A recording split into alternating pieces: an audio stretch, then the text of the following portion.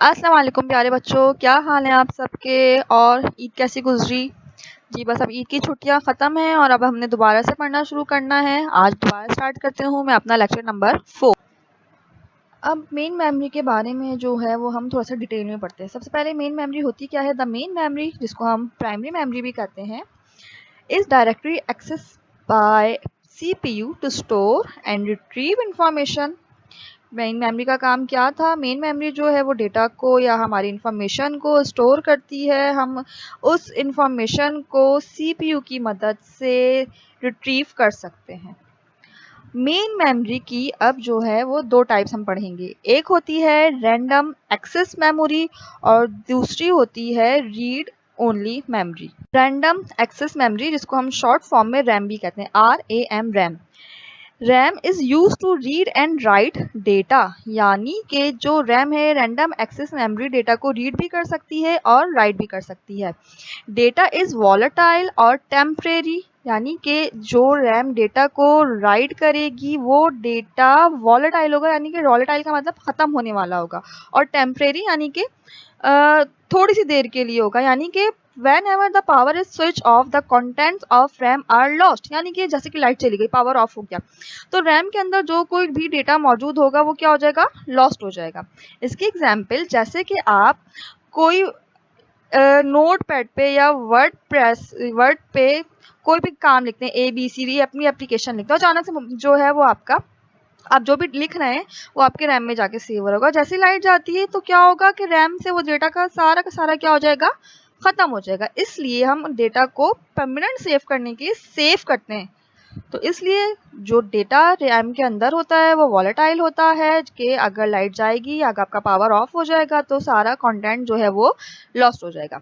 All computer program must be loaded into the RAM before execution. RAM बहुत ज़रूरी memory है। आप अगर कोई भी प्रोग्राम यूज़ करना चाहते हैं, फॉर एग्जांपल आप यूट्यूब यूज़ करना चाहते हैं, आप फेसबुक यूज़ करना चाहते हैं, आप वर्ड यूज़ करना चाहते हैं, आप कोई सा भी प्रोग्राम यूज़ करना चाहते हैं, उसके लिए आपके कंप्यूटर के अंदर रैम का होना ज़रूरी है। क्यों? क्योंकि जब भी आप कोई प्रोग्राम खोलते हैं वो सबसे पहले रैम में लोड होता है। रैम से फिर वो जो है वो कंट्रोल यूनिट जो है उसको देखता है कि उसको आउटपुट भेजना है कि इनपुट लेना है। ये सारा का सारा जो है वो रैम में होना ज़रूरी है। The size of the memory is measured by the number of bytes available for use. RAM का काम क्या है, डेटा को सेव करना। अब डेटा को जो सेव किया जा रहा है, यानी कि जो हमारी रैम है इसके अंदर जो डेटा आ रहा है वो उसके लिए क्या यूनिट इस्तेमाल होती है, यानी कि हम कहेंगे कि भाई कितना डेटा, तो हम डेटा के लिए जो हम इस्तेमाल करते हैं वो बाइट इस्तेमाल करते हैं। The size of the memory is measured by the number of bytes available for use. तो ये जो है रैंडम एक्सेस मेमोरी, समझ में आ गई होगी आपको। तो दूसरी टाइप है वो है ROM, ROM, ROM. ROM stand for read only memory. Read only memory आपको समझ में आ रहा है इसके नाम से, यानी कि इसका काम सिर्फ क्या है, रीड करना, ये राइट नहीं कर सकती है। Read only memory is non volatile memory, यानी कि अगर लाइट जाती है तो ऐसा नहीं होगा कि लाइट गई तो हम जो इसके रोम के अंदर जो डेटा मौजूद था वो ख़त्म हो जाएगा, ये परमानेंट होता है। जबकि रैम के अंदर क्या था, लाइट जा रही थी और डेटा जो है वो ख़त्म हो रहा था। Instruction in ROM are embedded permanently at the time of its manufacturing, यानी कि जब हम रोम को बना रहे होते हैं, हम यानी कि जो भी इसके मैन्युफैक्चरर हैं, जो भी इसको बनाने वाले हैं, जब भी रोम को बनाया जा रहा होता है तो उसके अंदर ही वो सारा का सारा डेटा एम्बेड कर देते हैं और इसके अंदर डेटा परमानेंट होता है। ROM also contain basic input output system, जिसको हम क्या कहते हैं, बायोस भी कहते हैं। तो रोम के अंदर क्या होता है, बेसिक इनपुट आउटपुट सिस्टम होता है, यानी कि हमारे पूरे के पूरे कंप्यूटर सिस्टम का जो बेसिक्स होगा इनपुट आउटपुट के लिए, वो सारा का सारा कहाँ होगा, रोम में होगा। तो रोम जो है वो भी एक बहुत ज़्यादा ज़रूरी आपकी मेमोरी होती है, क्योंकि आप जब कंप्यूटर को ऑन करते हैं तो ऑन करने के बाद क्या क्या काम होगा, क्या क्या काम नहीं होगा, वो रोम से ही उठ के आ रहा होता है, जो कि नॉन वॉलेटाइल होता है, वो कभी भी ख़त्म नहीं होता है। अगर आपकी रोम ख़राब हो जाएगी तो उसका मतलब है आपके कंप्यूटर में ख़राबी आ गई है और फिर उसको आपको ठीक करवाना पड़ेगा। अब सबसे ज़्यादा इम्पोर्टेंट क्वेश्चन जो बार बार किया जाता है कि रैम में और रोम में क्या फ़र्क है। तो पहला फ़र्क क्या है, RAM keeps operating system, application program and data in use. यानी कि रैम के अंदर क्या क्या होता है, एप्लीकेशन प्रोग्राम होते हैं, जैसे कि मैंने आपको पहले भी बताया था, आपका माइक्रोसॉफ्ट वर्ड हो गया, आपका फेसबुक हो गया, आपके पास वेब ब्राउज़र हो गया, ये सारे के सारे रैम के अंदर लोड होते हैं। ठीक है, ऑपरेटिंग सिस्टम हो गया जैसे कि आपका विंडो ऑपरेटिंग सिस्टम। रोम में क्या होता है, ROM contains program use for booting up the computer, यानी कि हमको अपने कंप्यूटर को इस्तेमाल करने के लिए जो प्रोग्राम, जो इंस्ट्रक्शन जरूरी है वो कहाँ मौजूद होंगी, रोम में। पॉइंट नंबर 2 जो कि इन दोनों का डिफरेंस है, data in RAM can be modified. जो भी डेटा हमारे रैम में होता है वो मॉडिफाइड होता है। जाहिर सी बात है, कभी हम जो है वो वेब ब्राउजर इस्तेमाल कर रहे हैं तो उसके मुताबिक डेटा होगा, कभी जो है हम वो माइक्रोसॉफ्ट पावर पॉइंट इस्तेमाल कर रहे हैं तो उसके मुताबिक डेटा होगा। जबकि ROM data can not be modified, हम जो डेटा रोम के अंदर होता है वो मॉडिफाइड नहीं हो सकता, वो तो परमानेंट होता है। जैसा आपके कंप्यूटर के मैन्युफैक्चरर ने बनाया होगा वो वैसा का वैसा ही रहेगा। पॉइंट नंबर 3, इनका थर्ड डिफरेंस क्या है, RAM is a volatile memory, यानी कि रैम जो है वॉलेटाइल है, खत्म हो जाती है, गायब हो जाती है जब स्विच ऑफ होता है। जबकि रोम इज नॉन वॉलेटाइल मेमोरी, रोम जो है वॉलेटाइल नहीं है, आपका परमानेंट जो भी डेटा है उसके अंदर मौजूद रहता है। अब पॉइंट नंबर 4, रैम की 3 टाइप्स है, डी रैम, एस रैम, यानी कि डायनामिक रैम और एस रैम। ये रैम क्या होती है, ये आगे इंशाल्लाह आप आने वाली क्लासेस में जाके पढ़ेंगे।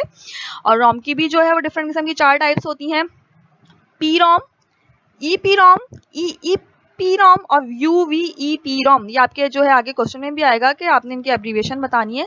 तो पी रोम क्या होती है, प्रोग्रामेबल रोम, ईपी रोम इरेजेबल प्रोग्रामेबल रोम, ईपी रोम क्या होती है, इलेक्ट्रिकली इरेजेबल प्रोग्रामेबल रोम, और यूवीई रोम क्या होती है, ultraviolet erasable programmable ROM. तो ये आपको रैम और रोम दोनों के दरमियान क्या डिफरेंस है ये समझ में आ गया होगा। अब चलते हैं यूनिट्स की तरफ, यानी कि आपके कंप्यूटर की मेमोरी के लिए हम क्या यूनिट इस्तेमाल करेंगे, कि हमारी मेमोरी का साइज़ कितना है, या फिर आपसे पूछा जाएगा कि आपकी मेमोरी जो है उसके अंदर कितने जो है वो डेटा आ सकता है। तो हर चीज़ की एक यूनिट होती है ना, किसी भी चीज़ को मेजर करने के लिए उसकी यूनिट होती है। तो कंप्यूटर की मेमोरी को मेजर करने के लिए जो यूनिट इस्तेमाल की जाती है वो होती हैं byte, kilobyte, megabyte, gigabyte, terabyte. कहीं ना कहीं आप लोगों ने ये टर्म सुनी हुई होगी, क्योंकि आजकल जाहिर सी बात है मोबाइल का ज़माना है, तो हम मोबाइल को ख़रीदते वक्त ये देखते हैं कि उसकी जो है वो रैम कितनी है, उसका प्रोसेसर कितना है, और वो जो है इसी तरीके से जो है आप सुनते होंगे कि भाई रैम जो है वो 4 GB की है। तो जो भी आपकी मेमोरी होती है उसके लिए हम ये वाली जो है टर्म्स इस्तेमाल करते हैं। अब आपके सामने एक टेबल शो हो रहा है जिसमें ये आपकी जो है मेमोरी कन्वर्जन के बारे में एक टेबल बताया गया है। जैसे कि सबसे स्मॉलेस्ट जो मेमोरी की यूनिट होती है bit, BIT, bit stand for binary digit. ये तो सबसे स्मॉलेस्ट है। उससे थोड़ा सा हम आगे बढ़ते हैं, फिर आता है हमारे पास बाइट, यानी कि जब 8 बिट्स मिलती हैं तो 1 बाइट बनता है। अब उससे बड़ी आ जाती है किलो बाइट। तो किलो बाइट जो है उसके लिए, किलो का मतलब होता है 1000, लेकिन यहाँ पे 1000 में 1000 नहीं होगा, किलो के लिए हम इस्तेमाल करते हैं 1024। जब 1024 बाइट्स मिलती हैं तो 1 किलो बाइट बनता है। इसी तरह जब 1024 किलो बाइट्स मिलेंगी तो 1 MB मेगाबाइट बनेगा। जब 1024 मेगाबाइट्स मिलेंगी तो 1 GB बनेगा। जब 1024 गीगाबाइट मिलेंगी तो 1 टेराबाइट बनेगा, जिसको हम TB भी कहते हैं। जब 1024 टेराबाइट मिलेंगी तो एक 1 PB बनेगा, यानी कि 1 पेटाबाइट। फिर जब 1024 PB आपस में मिलता है तो बनता है 1 एक्साबाइट। तो आप देख रहे हैं कि कितनी ज़्यादा, इतनी सारी बाइट्स, कितनी सारी है। आपको असल चीज़ समझ में पता होनी चाहिए कि कौन सी यूनिट किससे बड़ी होती है। जैसे कि सबसे बड़ी यूनिट कौन सी अभी तक जो इसमें शो किया जा रहा है, सबसे बड़ी यूनिट है 1 EB। 1 EB से छोटी 1 PB, PB से छोटी 1 TB, 1 TB से छोटी 1 GB, 1 GB से छोटी MB, MB से छोटी KB, KB से छोटी बाइट, और सबसे स्मॉलेस्ट क्या हो गया, बिट, यानी कि बाइनरी डिजिट।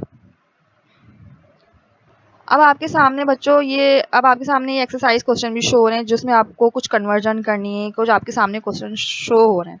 अब हम इन क्वेश्चन को सॉल्व करते हैं कि किस तरीके से जो है कन्वर्जन की जाएगी।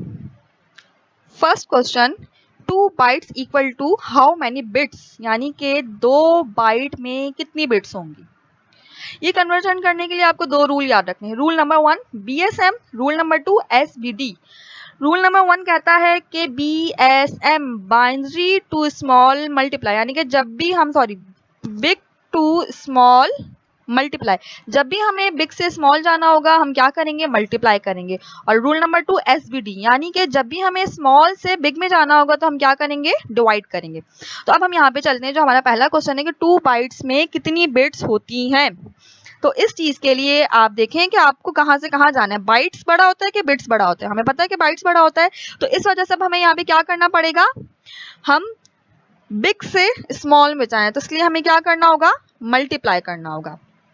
तो इसलिए वी नो दैट, हमें पता है कि एक बाइट में कितनी बिट्स होती हैं, एक बाइट में 8 बिट्स होती हैं। आप अपने जो आपका कन्वर्जन टेबल है वहां से भी देख सकते हैं। सो जब मैं 2 से इधर मल्टीप्लाई करूंगी तो जाहिर सी बात है 2 से मैं दोनों तरफ मल्टीप्लाई करूंगी इक्वल। ये हमारा मैथ्स का रूल होता है कि जब हम एक तरफ किसी चीज से मल्टीप्लाई करते हैं तो दूसरी तरफ भी हम उसी चीज से मल्टीप्लाई करते हैं। जब मैंने 2 से मल्टीप्लाई किया तो मेरे पास कितनी बाइट्स बन गई, 2 बाइट्स। और जब मैंने दूसरी तरफ मल्टीप्लाई किया तो कितनी बाइट्स बन गई, 16 बाइट्स, सॉरी 16 बिट्स। तो इसका मतलब क्या हुआ, 2 बाइट्स में 16 बिट्स होंगी। जी अब क्वेश्चन नंबर 2, 64 बिट्स में कितनी बाइट्स होंगी। अब हमने चलना है स्मॉल से बिग की तरफ, ठीक है। तो सबसे पहले बिट का और बाइट का आपस में क्या रिलेशनशिप होता है कि 8 बिट्स जो हैं वो एक बाइट बनाती हैं, ठीक है। अब मुझे एक नया जो है वो डिजिट मेरे पास क्या आ रहा है, 64। तो मैंने क्या किया, दोनों तरफ 64 से मल्टीप्लाई किया। 64 से मल्टीप्लाई करने के बाद मैंने आपको बताया था कि हमें डिवाइड करना पड़ेगा, क्यों, क्योंकि हम स्मॉल से बिग की तरफ जा रहे हैं, स्मॉल यूनिट से बिग यूनिट की तरफ जा रहे हैं। तो यहाँ पे अब हम डिवाइड किससे करेंगे, हम यहाँ पे डिवाइड करेंगे 8 से, यानी कि 8 जो है जो बाइट की तरफ 64 है उसको हम किससे डिवाइड कर देंगे, 8 से। तो जब आंसर आ जाएगा वो क्या हो जाएगा, 64 बिट्स में 8 बाइट्स होती हैं। क्वेश्चन नंबर 3, 3 KB में कितनी बाइट्स होंगी। तो KB और बाइट का रिलेशनशिप क्या होता है आपस में, 1 KB में 1024 बाइट्स होती हैं। 3 से मैं इस तरफ भी मल्टीप्लाई करूंगी, 3 से मैं इस तरफ भी मल्टीप्लाई करूंगी, तो मेरे पास बन जाएगा 3 KB। तो जब 3 KB इस तरफ है तो वहां पे 1024 से 3 से मल्टीप्लाई करने के बाद मेरे पास क्या आंसर आ जाएगा, 3072 बाइट्स। तो 3 KB में 3072 बाइट्स होती हैं। क्वेश्चन नंबर 4, 2 GB में कितने MB होते हैं। तो GB और MB का रिलेशनशिप क्या होता है, 1 GB में 1024 MB होते हैं। इस वजह से मैं क्या करूंगी, मल्टीप्लाई करूंगी, क्यों, क्योंकि मैं क्या कर रही हूँ, बिग से स्मॉल की तरफ जा रही हूँ। तो 2 से यहाँ भी मल्टीप्लाई किया, 2 से इक्वल 2 के दूसरी तरफ भी मल्टीप्लाई किया, तो 2 GB is equal to 2 into 1024 MB, जो कि क्या बन जाएगा कि 2 GB में 2048 बाइट्स, सॉरी 2048 मेगाबाइट्स होते हैं। आपको होपफुली समझ में आ रहा होगा। इस लेवल पर आप तो इंशाल्लाह आप लोग का मैथ ऐसा होगा कि आपको ये चीज़ें आसानी से समझ में आ रही होंगी। जी क्वेश्चन नंबर 5, 2048 MB में कितने GB होते हैं। अब क्या करेंगे हमने कुछ नहीं करना, हमें सिंपल से डिवीजन करनी है। हमने क्या डिवीजन करनी है, हमने 1024 से डिवाइड कर देना है 2048 का, तो हमारे पास आंसर आ जाएगा 2 GB। तो 2048 MB जो है वो बराबर होता है 2 GB। क्वेश्चन नंबर 6, 2 टेराबाइट में कितनी GB होती है। तो इन दोनों का रिलेशनशिप क्या है, 1 टेराबाइट जो है वो बराबर होता है 1024 GB के। हम दोनों तरफ 2 से मल्टीप्लाई कर देंगे तो 2TB बन जाएगा।